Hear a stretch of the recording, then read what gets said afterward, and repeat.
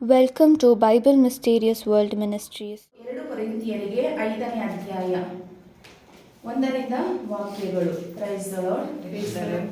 ಭೂಮಿಯ ಮೇಲಿನ ನಮ್ಮ ಈ ದೇಹ ಎಂಬ ಗುಡಾರವು ನಾಶವಾಗಿ ಹೋದರೂ ಸ್ವರ್ಗದಲ್ಲಿ ಶಾಶ್ವತವಾದ ಗೃಹವೊಂದು ನಮಗೆ ದೊರಕುವುದು. ಅದು ಮಾನವರಿಂದ ನಿರ್ಮಿತ ಆದುದಲ್ಲ, ದೇವರಿಂದಲೇ ನಿರ್ಮಿತವಾದುದು. ಇದು ನಮಗೆ ತಿಳಿದ ವಿಷಯ. Praise the lord. Praise the lord. So ನಾನು ಇದಕ್ಕೆ ಹಿನ್ನೆಲೆಯಾಗಿ ನಾನು ತೆಗೆದುಕೊಳ್ಳುವಂತಹ ವಾಕ್ಯ, ಆದಿ ಕಾಂಡವನ್ನ ನಾವು ನೋಡಿದಾಗ ಪರಲೋಕ ಮತ್ತು ಭೂಲೋಕ ಎರಡನ್ನೂ ಉಂಟು ಮಾಡಿದರು ಅಂತ ಒಂದು ವಾಕ್ಯ ಇದೆ. ಸೊ ಇಲ್ಲಿ ಒಂದು ಸಂದೇಹ ನನಗೆ, ಪರಲೋಕ ಭೂಲೋಕ ಎರಡನ್ನೂ ಒಂದೇ ಸಾರಿ ಆ ಕ್ಷಣದಲ್ಲಿ ಸರ್ವೇಶ್ವರ ಸೃಷ್ಟಿ ಮಾಡ್ತಾರೆ. ಅದಾದ ನಂತರ ಜಲರಾಶಿಗಳು ಉಂಟಾಯಿತು. ಪ್ರತಿ ಒಂದನ್ನ ಸೃಷ್ಟಿ ಮಾಡಿದ ನಂತರ ಎಲ್ಲವೂ ಚೆನ್ನಾಗಿದೆ ಅಂತ ಹೇಳ್ತಾರೆ. 6ನೆಯ ದಿನ ಮಾನವನನ್ನ ಅದನ್ನ ವಾಣಿಯಿಂದ ಸೃಷ್ಟಿ ಮಾಡಿದ್ರು. ಮನುಷ್ಯನನ್ನ ತಮ್ಮ ಕೈಯಿಂದ ಅವರು ರೂಪ ಕೊಟ್ಟು ಸೃಷ್ಟಿ ಮಾಡ್ತಾರೆ. ಅದಕ್ಕೆ ಪ್ರತಿಯೊಬ್ಬ ಮನುಷ್ಯನು ಕೂಡ ವಿಶೇಷವಾದದ್ದು. ದೇವರು ಎಲ್ಲದಕ್ಕಿಂತ ಹೆಚ್ಚಾಗಿ ಮನುಷ್ಯನನ್ನ ಪ್ರೀತಿ ಮಾಡ್ತಾರೆ. ಇದಕ್ಕೆ ಅನುಗುಣವಾಗಿ ದೇವದೂತರಿಗಿಂತಲೂ ಹೆಚ್ಚಾಗಿ ಸರ್ವೇಶ್ವರ ಸ್ವಾಮಿ ನಿಮ್ಮೆಲ್ಲರನ್ನ ಪ್ರೀತಿ ಮಾಡ್ತಾರೆ. ಆದ್ರಿಂದಲೇ ಅವರು ಆರಿಸಿಕೊಂಡ ನಾವೆಲ್ಲರೂ ಇಲ್ಲಿ ಈಗ ನೆಲೆಸೋದಿಕ್ಕೆ ಸಾಧ್ಯ ಆಯಿತು. ಆದ್ರೂ ಈ ಒಂದು ದೇಹವನ್ನ ಮಣ್ಣಿನಿಂದ ಸೃಷ್ಟಿ ಮಾಡ್ತಾರೆ. ಈ ಮಣ್ಣಿನಿಂದ ಸೃಷ್ಟಿ ಮಾಡುವಂತಹ ಮನುಷ್ಯ ಒಂದಲ್ಲ ಒಂದು ದಿನ ಮಣ್ಣಿಗೆ ಸೇರಬೇಕು. ಸೊ ಇಲ್ಲಿ ಆ ವಾಕ್ಯವನ್ನ ಪೌಳರು ಸೌಳ ಆಗಿದ್ದಂತ ನಮ್ಗೆ ಗೊತ್ತು, ಆದ್ರೂ ನಾನು ಅದನ್ನ ಮತ್ತೊಂದ್ಸತಿ ರಿಪೀಟ್ ಮಾಡ್ತೀನಿ. ಸೌಳ ಆಗಿದ್ದ ಯಹೂದಿ ಸೌಳನು ಯಾರು ಯೇಸುವನ್ನ ಹಿಂಬಾಲಿಸ್ತಾ ಇದ್ರೋ ಅವರಿಗೆ ತುಂಬಾ ಚಿತ್ರಹಿಂಸೆಯನ್ನು ಕೊಟ್ಟು ಅವ್ರು ಸಾಯ್ಬೇಕು ಅಂತ ಹೇಳಿ ಬಯಸ್ತಾ ಇದ್ದಂತ ಒಬ್ಬ ಯಹೂದಿ. ಅವನು ತುಂಬಾ ಪಾಂಡಿತ್ಯವನ್ನ ಪಡೆದಿರ್ತಾನೆ. ಅವನು 5 ವರ್ಷದಿಂದಲೇ ಅವನು ಧರ್ಮ ಗ್ರಂಥಗಳನ್ನ ಓದಿ ತಂದೆ ಅವ್ರು ಹೇಳ್ಕೊಟ್ಟು ವಿದ್ಯಾಭ್ಯಾಸವನ್ನ ಪಡೆದಂತಹ ಪಂಡಿತ ಸೌಳ. ಅವನು ಈ ರೀತಿ ಚಿತ್ರಹಿಂಸೆಗಳಿಗೆ ಒಳಪಡಿಸ್ತಾ ಇದ್ದ. ಯಾರು ಕ್ರಿಸ್ತರನ್ನ ಯಾರು ಅನುಸರಣೆ ಮಾಡ್ತಾ ಇದ್ರೋ ಅವ್ರನ್ನ ಚಿತ್ರಹಿಂಸೆಗೆ ಒಳಪಡಿಸ್ತಾ ಇದ್ದಂತಹ ಸೌಳ, ಅವನಿಗೆ ಯೇಸು ಅವನು ಒಂದು ಸಲ ಬರ್ತಾ ಇರ್ಬೇಕಾದ್ರೆ, ಪ್ರಯಾಣದಲ್ಲಿ ಬರ್ತಾ ಇರ್ಬೇಕಾದ್ರೆ ಅವನಿಗೆ ಕಾಣಿಸ್ಕೊಂಡ, ಅಂದ್ರೆ ಬೆಳಕಿನ ಮೂಲಕ ಕಾಣಿಸ್ಕೊಳ್ತಾರೆ. ಅವನು ಕತ್ತೆಯಿಂದ ಬಿದ್ದೋಗ್ಬಿಡ್ತಾನೆ ಅವನು. ಆಮೇಲೆ ಸೌಳನೆ ಸೌಳನೆ ಅಂತ ಕರೆಯೋ ವಾಣಿ ಕೇಳಿಸುತ್ತೆ ಅವನಿಗೆ. ಅವನು ಸ್ವಾಮಿ ಯಾರು ನನ್ನ ಕರೀತಾ ಇರೋದು ಅಂತ ಕೇಳಿದಾಗ, ನೀನು ಹಿಂಸೆ ಪಡಿಸುತ್ತಿರುವಂತಹ ಕ್ರಿಸ್ತನೇ ನಾನು. ಅಂದ್ರೆ ಅವನು ಮನುಷ್ಯರಿಗೆ ಹಿಂಸೆ ಪಡಿಸ್ತಾ ಇದ್ದಾನೆ. ಅಲ್ಲಿ ಯೇಸು ಪ್ರಭು ನುಡಿತಾ ಇದ್ದಾರೆ, ನೀನು ಹಿಂಸೆ ಪಡಿಸ್ತಾ ಇರುವಂತಹ ಆ ಒಬ್ಬ ಕ್ರೈಸ್ತ ನಾನು ಅಂತ ಹೇಳಿ ಅವನಿಗೆ ಜ್ಞಾನೋದಯವಾಗುತ್ತೆ. ಅಲ್ಲಿಂದ ಅವನು ಬರ್ತಾನೆ. ಬಂದು ತಿರ್ಗ ಅವನು ಕ್ರಿಸ್ತನ ಅನುಯಾಯಿಯಾಗಿ ಪೌಳನಾಗಿ ಅವನು ಮಾರ್ಪಡ್ತಾನೆ. ಆ ಪೌಳನಿಂದ ಈ ನಮ್ಮ ಬೈಬಲ್ಗೆ ಎಷ್ಟು ಪತ್ರಿಕೆಗಳನ್ನ ಬರೀತಾನೆ ಅಂತ ಹೇಳಿದ್ರೆ, ಎಲ್ಲ ಪವಿತ್ರಾತ್ಮ ಅನುಗ್ರಹವನ್ನ ಪಡೆದುಕೊಂಡು ಅವನು ಈ ಪತ್ರಿಕೆಗಳನ್ನ ಬರೀತಾನೆ. ತುಂಬಾ ಪತ್ರಿಕೆಗಳು ನಾವು ನೋಡ್ಬೋದು. ರೋಮನರಿಗೆ, ಎಫೆಸಿಯರಿಗೆ, ಕೊಲೆಸಿಯರಿಗೆ, ಕೊರಿಂಥಿಯರಿಗೆ, ಗಲಾತಿಯರಿಗೆ ಬರೆದ ಪತ್ರಿಕೆ, ಫಿಲಿಪಿಯರಿಗೆ ಬರೆದ ಪತ್ರಿಕೆ. ಹೀಗೆ ಅವನು ಸೆರೆಮನೆಯಲ್ಲಿ ಇದ್ದಾಗ ಅವನು ಎಷ್ಟು ಹಿಂಸೆಗಳಿಗೆ ಒಳಪಡ್ತಾನೆ ಅಂತ ಹೇಳಿದ್ರೆ, ಅವನು ಹಿಂಸೆ ಒಳಪಡಿಸ್ತಾ ಇದ್ದ. ಈಗ ಇವನ್ಗೆ ಯಹೂದಿಗಳು ಇವರೆಲ್ಲ ಏನ್ ಮಾಡ್ತಾರೆ, ನೀನು ಕ್ರಿಸ್ತನ ಹೆಸರನ್ನ ಹೇಳ್ಬಾರ್ದು, ಅವ್ರನ್ನ ನೀನ್ ಸಾರಬಾರ್ದು ಅಂತ ಹೇಳಿ ಅವ್ರನ್ನ ಸೆರೆಮನೆಯಲ್ಲಿ ಹಾಕಿ ಚಿತ್ರ ಹಿಂಸೆಗೆ ಒಳಪಡಿಸ್ತಾರೆ. ಆದ್ರೂ ಕೂಡ ಅವನು ಈ ಯೇಸುವಿನ ಸಂದೇಶವನ್ನ ಸಾರೋದನ್ನ ಮಾತ್ರ ಅವನು ಬಿಡೋದಿಲ್ಲ. ಪತ್ರಿಕೆಗಳ ಮೂಲಕ ಪವಿತ್ರಾತ್ಮ ಜ್ಞಾನ ತಿಳುವಳಿಕೆಯಿಂದ ಅವನು ಯೇಸುವನ್ನ ಸಾರ್ತಾನೆ. ಆದ್ರಿಂದಲೇ ಇದು ಪವಿತ್ರಾತ್ಮ ದತ್ತವಾದ ವಾಕ್ಯ ಅನ್ನೋದಕ್ಕೆ ನಿದರ್ಶನ. ಈಗಲೂ ಸಹ ಈ ವಾಕ್ಯಗಳು ನಮ್ಮಲ್ಲಿ ಕೆಲಸ ಮಾಡ್ತಾ ಇದೆ. ಈ ವಾಕ್ಯಗಳನ್ನ ನಾವು ಮನಸ್ಸಾರೆ, ಪೂರ್ಣ ಮನಸ್ಸಿನಿಂದ, ಪೂರ್ಣ ಆತ್ಮದಿಂದ ನಾವು ಅದನ್ನ ಓದಿ ಕೇಳಿ ಗ್ರಹಿಸಿಕೊಂಡಾಗ ಆ ಒಂದು ಅನುಭವ ನಮ್ಗೆ ಈಗಲೂ ಆಗುತ್ತೆ. ಪವಿತ್ರಾತ್ಮರ ಆ ಒಂದು ಅಭಿಷೇಕ ನಮ್ಮಲ್ಲಿ ಉಂಟಾಗೋದನ್ನ ನಾವು ಅನುಭವಿಸಬಹುದು. ಆದ್ರೆ ಮೊದಲು ನಾವು ಪವಿತ್ರಾತ್ಮರ ವರಗಳನ್ನ ಕೇಳಿಕೊಂಡು ಅದನ್ನ ಓದುವವರಾಗಬೇಕು. ಇಲ್ಲಿ ಅದೇ ಪೌಳ ಬರಿತಾ ಇರುವಂತಹ ಒಂದು ವಾಕ್ಯ, ಭೂಮಿಯ ಮೇಲಿನ ನಮ್ಮ ಈ ದೇಹ ಎಂಬ ಈ ಗುಡಾರ ನಾಶವಾಗಿ ಹೋದರು. ಒಂದಲ್ಲ ಒಂದಿನ ನಾಶವಾಗ್ಬೇಕಲ್ವಾ, ಸಾಯ್ಲೇಬೇಕಲ್ವಾ. ಈಗ ಗುಡಾರ ಅಂತ ಹೇಳ್ತಾ ಇದ್ದಾನೆ ಪೌಳ. ಯಾಕೆಂತ ಹೇಳಿದ್ರೆ ಸರ್ವೇಶ್ವರ ಸ್ವಾಮಿ ಇಸ್ರಾಯೇಲಲ್ಲಿ ನಾವು ನೋಡಿದಾಗ ಗುಡಾರಗಳಲ್ಲಿ ಇಸ್ರಾಯೇಲರು ಬಂದು ಅಲ್ಲಲ್ಲಿ 40 ವರ್ಷ ಪ್ರಯಾಣ ಮಾಡ್ತಾರೆ. ಆ ಪ್ರಯಾಣ ಮಾಡುವ ಆ ಮರುಭೂಮಿಯಲ್ಲಿ ಮಧ್ಯದಲ್ಲಿ ಗುಡಾರಗಳನ್ನ ಡೇರೆಗಳನ್ನ ಹಾಕೊಂಡು ಅವರು ವಾಸ ಮಾಡ್ತಾರೆ. ಅವರ ಮಧ್ಯದಲ್ಲಿ ನಾನು ಇರಬೇಕು ಅಂತ ಹೇಳಿ ಕಾನಾನ್ ದೇಶಕ್ಕೆ ಬಂದ ನಂತರ ಸರ್ವೇಶ್ವರ ಸ್ವಾಮಿಯೇ ಮೋಶೆಯ ಮೂಲಕ ತಮಗೊಂದು ದೇವಾಲಯವನ್ನ, ಗುಡಾರದ ಒಂದು ದೇವಾಲಯವನ್ನ ನಿರ್ಮಿಸೋದಕ್ಕೆ ಹೇಳ್ತಾರೆ. ಅಲ್ಲಿ ಕ್ಲಿಯರ್ ಆಗಿದೆ. ಮೋಶೆಗೆ ಸರ್ವೇಶ್ವರ ಸ್ವಾಮಿ ಮಾತಾಡಿ ಹೇಳ್ತಾರೆ, ನಾನ್ ಯಾವ ರೀತಿ ಹೇಳಿದಿನೋ ಅದೇ ರೀತಿ ಗುಡಾರದ ನಿರ್ಮಾಣ ಕಾರ್ಯ ಇರಬೇಕು. ಅಂದ್ರೆ ಅದ್ರಲ್ಲಿ ನಮ್ಗೆ ಗೊತ್ತಾಗೋದು ಏನು ಅಂತ ಹೇಳಿದ್ರೆ, ಸ್ವರ್ಗ ಸಾಮ್ರಾಜ್ಯ ಹೇಗಿದೆಯೋ ಆ ಒಂದು ಏನಂತಾರೆ ನಕ್ಷೆ, ಆ ನಕ್ಷೆಯ ರೂಪದಲ್ಲೇ ಇಲ್ಲಿ ಗುಡಾರವನ್ನ ನಿರ್ಮಿಸಿ ಗರ್ಭಗುಡಿ ಅಂತ ಹೇಳ್ತಾರೆ ಸರ್ವೇಶ್ವರ ಸ್ವಾಮಿ. 2 ಭಾಗಗಳಿರುತ್ತೆ ನಿರ್ಮಾಣ ಮಾಡುವಂತ ದೇವರ ಆಲಯವನ್ನ ನಿರ್ಮಾಣ ಮಾಡಿರುವುದಕ್ಕೆ 2 ಭಾಗಗಳಿದೆ. ಮೊದಲನೆಯ ಭಾಗದಲ್ಲಿ ಯಾಜಕರು ಅವರು ಬಂದು ಕುರಿಗಳನ್ನ ದಹನಗಳಾಗಿ ಬಲಿಯಾಗಿ ಅರ್ಪಿಸ್ತಾರೆ. ಅದರ ಹಿಂದೆ ಒಂದು ತೆರೆ ಇರುತ್ತೆ. ಆ ತೆರೆಯ ಹಿಂದೆ ಗರ್ಭಗುಡಿ ಇರುತ್ತೆ. ಆ ಗರ್ಭಗುಡಿಗೆ ಎಲ್ಲರೂ ಪ್ರವೇಶ ಮಾಡೋದಕ್ಕೆ ಸಾಧ್ಯನೇ ಇರಲಿಲ್ಲ. ಪ್ರಧಾನ ಯಾಜಕ ಮಾತ್ರ, ಅದು ಕೂಡ ಪವಿತ್ರಾತ್ಮರು ಯಾವಾಗ ವರ್ಷಕ್ಕೆ 1 ಸಾರಿ ಮಾತ್ರ ದೇವರ ಒಂದು ಪ್ರೇರಣೆ ಆದಾಗ ಮಾತ್ರ ಗರ್ಭಗುಡಿಯಲ್ಲಿ ಅವರು ಪ್ರವೇಶವನ್ನ ಮಾಡಬೇಕಾಗಿರುತ್ತೆ. ಇದು ಅದರಿಂದ ಇಲ್ಲಿ ಈಗ ಹೇಳ್ತಾ ಇರೋದೇನಂದ್ರೆ, ನಮ್ಮ ದೇಹ ಕೂಡ ಏನಾಗಿದೆ, ನಾವು ದೇವರ ಆಲಯಗಳಾಗಿದ್ದೇವೆ. ಚೆನ್ನಾಗಿ ನಾವು ಗ್ರಹಿಸ್ಕೋಬೇಕು. ಈ ನಮ್ಮ ಆಲಯದಲ್ಲಿ ದೇವರ ಶಕ್ತಿ ಇಳಿದು ಬರಬೇಕಂದ್ರೆ, ದೇವರು ನಮ್ಮಲ್ಲಿ ನೆಲೆಸಬೇಕು ಅಂತ ಹೇಳಿದ್ರೆ ನಾವು ಶುದ್ಧವಾಗಿ ಜೀವಿಸಬೇಕು. ನಮ್ಮ ಕಣ್ಣು ನೋಡುವುದು ಪರಿಶುದ್ಧವಾಗಿರಬೇಕು. ನಾವು ಕೇಳುವ ಮಾತು ಪರಿಶುದ್ಧವಾಗಿರಬೇಕು.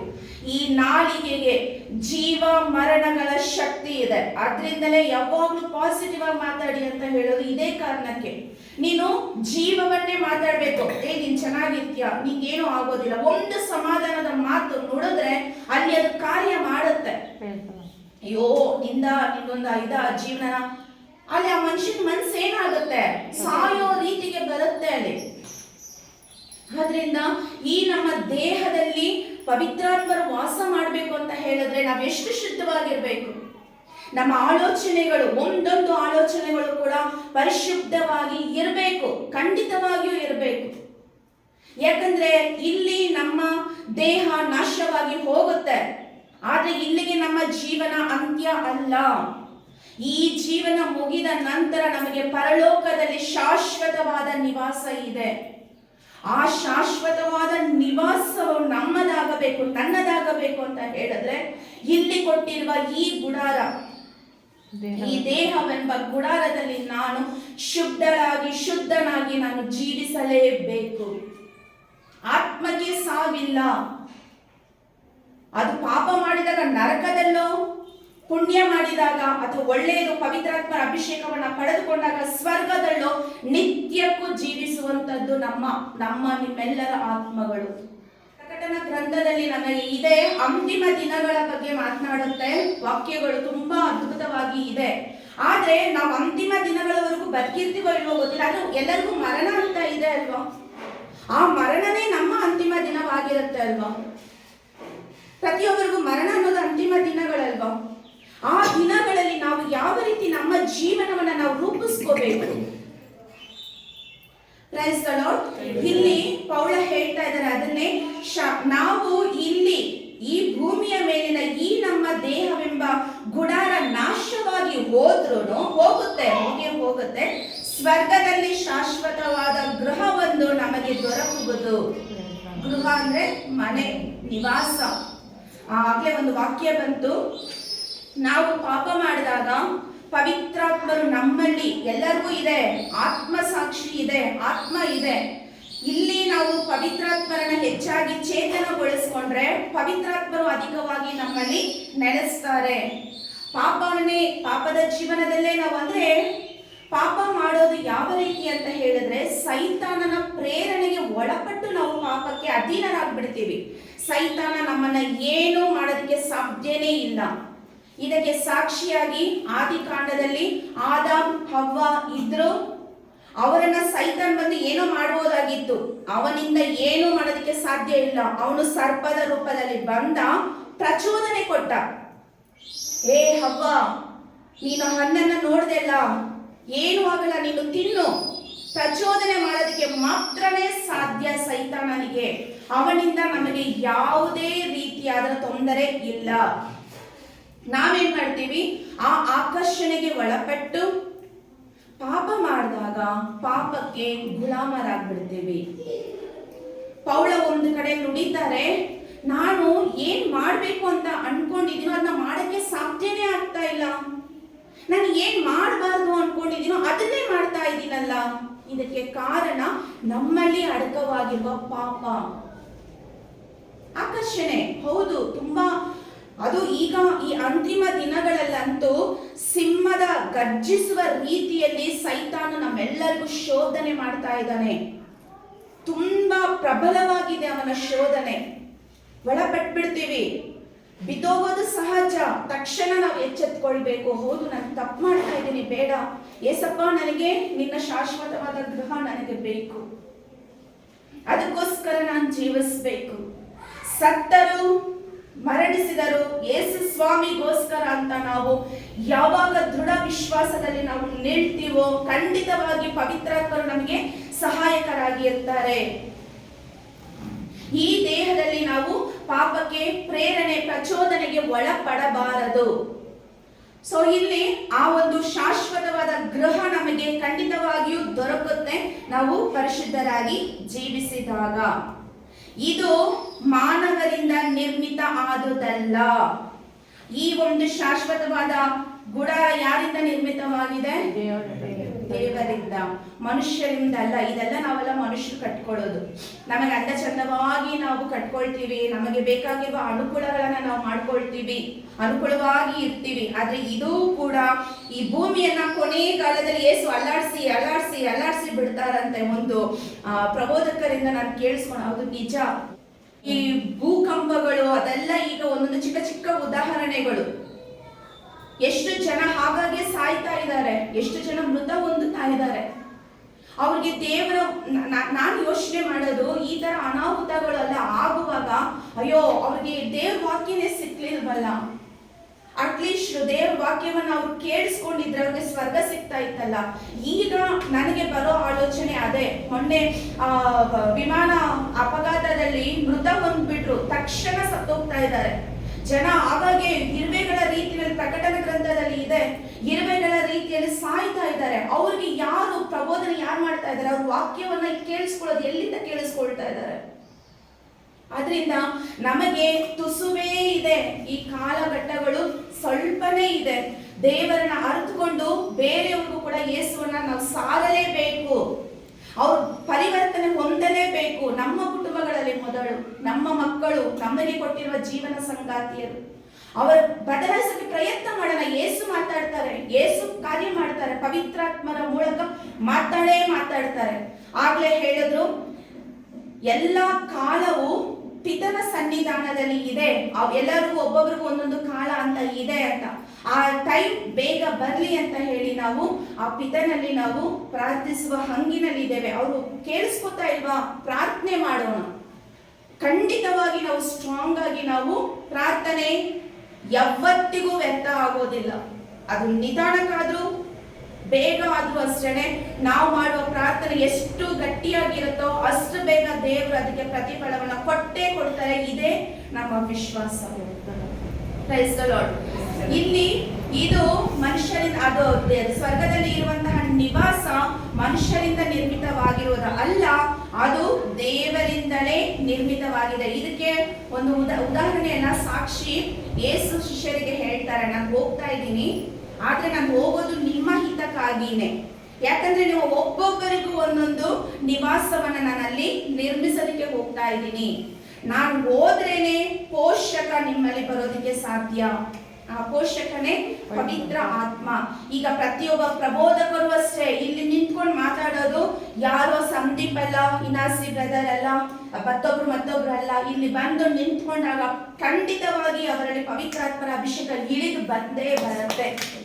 ಅವ್ರು ಮಾತನಾಡುವ ರೀತಿ, ಬೋಧನೆ ಕೊಡುವ ರೀತಿ, ಆ ದೇವರು ಮಾತಾಡೋದು ಮನ ಪರಿವರ್ತನೆ ಹೊಂದಿ. ಸಮಯ ಜಾಸ್ತಿ ಇಲ್ಲ. ಕುಡುಕುತನ ಇರೋರು ಕುಡುಕುತನವನ್ನು ಬಿಟ್ಟು ಬಿಡಲಿ, ಕೆಟ್ಟತನದಲ್ಲಿರೋರು ಕೆಟ್ಟ ಕೆಲಸವನ್ನು ಬಿಟ್ಟು ಬಿಡಲಿ. ದೇವರು ಕ್ಷಮಿಸೋದಕ್ಕೆ ರೆಡಿಯಾಗಿದ್ದಾರೆ. ಎಷ್ಟು ಕರುಣೆ ನಮ್ಮ ಯೇಸಪ್ಪಗೆ. ಈ ಕ್ಷಣ ನಾನು ಪಾಪ ಮಾಡ್ತಾ ಇದ್ರು, ಅಪ್ಪ ಅದು ಒಳ್ಳೆ ಕಳ್ಳ. ಬ್ರದರ್ ತುಂಬಾ ಅದ್ಭುತವಾಗಿ ಮಾತಾಡೋದು. ಕೊನೆ ಯೋಚನೆ ಮಾಡೋಣ ಅಲ್ವಾ, ಅವ್ನು ಎಷ್ಟು ಪಾಪ ಮಾಡಿರ್ತಾನೆ, ಕಳ್ತನ ಮಾಡಿರ್ತಾನೆ, ತಪ್ಪಲ್ವಾ? ಅವನಿಗೆ ನರಕ ಸಿಗ್ಬೇಕಾಗಿತ್ತಲ್ವಾ? ಆದ್ರೆ ಅವನು ಮನಪೂರ್ತಿಯಾಗಿ ಅವನು ಪಶ್ಚಾತ್ತಾಪ ಪಟ್ಟ. ಅಪ್ಪ, ನೀನ್ ಮಹಿಮೆ ಹೊಂದುವ ದಿನ ನನ್ನನ್ನ ಸ್ಮರಣೆ ಮಾಡ್ಕೋಪ್ಪ.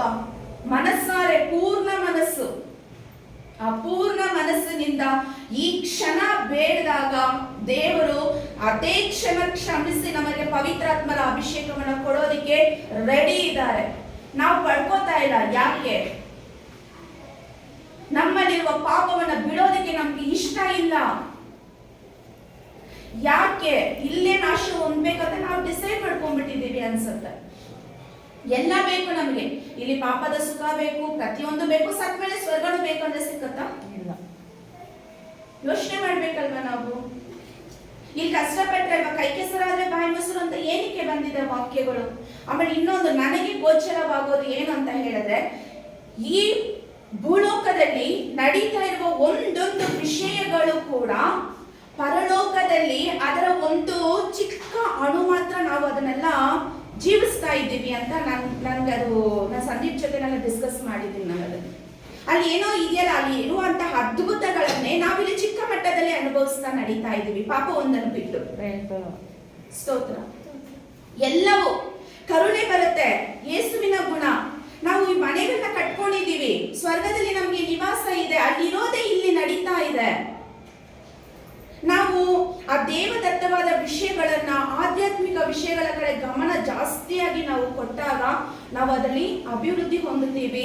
ಯೇಸು ಖಂಡಿತವಾಗಿ ನಮ್ಮ ಜೊತೆ ಇಲ್ಲಿ ಇದ್ದಾರೆ. ಯೇಸು ಚಲಿಸ್ತಾ ಇದ್ದಾರೆ ನಮ್ಮಲ್ಲಿ. ನಿಮ್ಮ ಪ್ರತಿಯೊಬ್ಬರಲ್ಲೂ ಯೇಸು ನಡೆದಾಡ್ತಾ ಇದ್ದಾರೆ.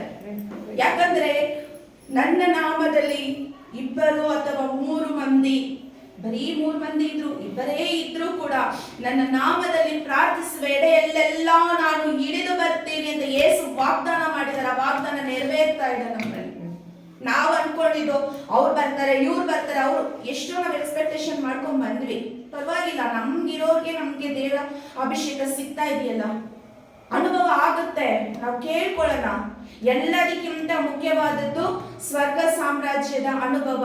ನೀವು ಸ್ವರ್ಗ ಸಾಮ್ರಾಜ್ಯಕ್ಕಾಗಿ ತವಕ ಪಡಿ, ಉಳಿದೆಲ್ಲವೂ ನಿಮಗೆ ದೊರಕುತ್ತದೆ. ಆದ್ರೆ ಇನ್ನೊಂದು ಕೂಡ ಮನಸ್ಸಲ್ಲಿ ಇಟ್ಕೊಳ್ಳಿ, ಸ್ವರ್ಗ ಸಾಮ್ರಾಜ್ಯ ನಮ್ದಾಗ್ಬಿಟ್ರೆ ಇದರಲ್ಲಿರೋದೆಲ್ಲ ಯಾವ ಆಸೆನೂ ನಮಗಿರೋದಿಲ್ಲ. ಯಾಕಂದ್ರೆ ಮುಖ್ಯವಾದದ್ದು ನಮಗೆ ಸ್ವರ್ಗ ಸಾಮ್ರಾಜ್ಯ, ಶಾಶ್ವತವಾದ ನಿವಾಸ ಅಲ್ಲಿದೆ ನಮ್ಮೆಲ್ಲರಿಗೂ. ಇದು ಅನುಭವಿಸ್ತಾನೆ, ಸಮೃದ್ಧಿ ಕೊಡ್ತಾರೆ ದೇವರು. ಈ ಲೋಕದಲ್ಲಿರೋವರೆಗೂ ಬೇಕು, ನಾವು ತಿನ್ಬೇಕು, ಬಟ್ಟೆ ಹಾಕೋಬೇಕು, ಒಳ್ಳೆಯ ರೀತಿಯಲ್ಲಿ ಜೀವನ ಮಾಡಬೇಕು. ಅದು ದೇವ್ರು ಕೊಟ್ಟೇ ಕೊಡ್ತಾರೆ. ಆದ್ರೆ ನಾವು ತವಕ ಪಡ್ಬೇಕಾಗಿರೋದು ಆ ನಮ್ಮ ಸ್ವರ್ಗ ಸಾಮ್ರಾಜ್ಯಕ್ಕಾಗಿ. ಇದು ನಮ್ಮೆಲ್ಲರಿಗೂ ಗೊತ್ತಿರುವಂತಹ ವಿಷಯ. ನೆಕ್ಸ್ಟ್ ವಾಕ್ಯ ಸಂದೀಪ್, 2ನೇದು. ಈ ಗುಡಾರದಲ್ಲಿರುವವರೆಗೆ ನಾವು ನರಳುತ್ತೇವೆ, ಸ್ವರ್ಗೀಯ ನಿವಾಸವನ್ನು ನಮ್ಮ ದೇಹದ ಮೇಲೆ ಎಂದಿಗೆ ನಾವು ಧರಿಸಿಕೊಳ್ಳುತ್ತೇವೋ ಎಂದು ಹಾತೊರೆಯುತ್ತೇವೆ.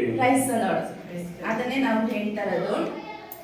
ಈ ಗುಡಾರ, ಈ ದೇಹವೆಂಬ ಗುಡಾರದಲ್ಲಿ ನಾವು ಇರುವವರೆಗೂ ನಮ್ಮ ಪಾಪ, ನಮ್ಮ ಫ್ರೆಂಡ್ಸಿಗೆ ಜ್ವರ, ನರಳ್ತಾ ಇದ್ದಾಳೆ.